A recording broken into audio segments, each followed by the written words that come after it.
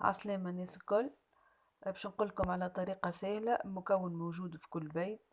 اللي هو نقولوا عليه باش نعالجوا الكحة والسعال عند القطط. هذه كيما قاعدين تشوفوا قميرة، اللي الفوق فتفاتة صغرونة مازالت، واللي لوطة هذا حوسو دودي.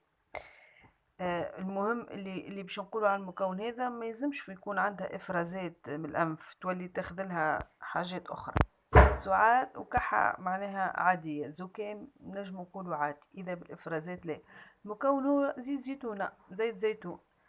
بالطبيعة باش يقلقوكم، اللي مش مستانس القط اللي مش متعود باش يشرب زيت زيتونة مش باش يشربهولك.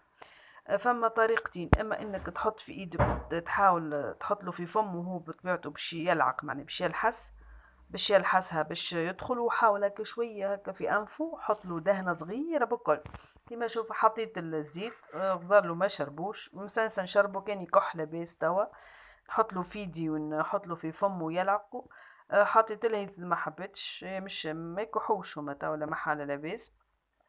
اما باهي الزيتونه، حطيت لها معاها شويه كروكيت وقربته للزيت. بالطبيعه باش تاكل الكروكيت يبدا بالزيت.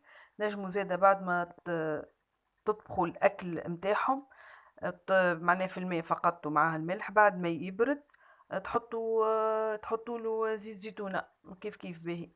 وكان عجبكم الفيديو ما تنساش الاشتراك.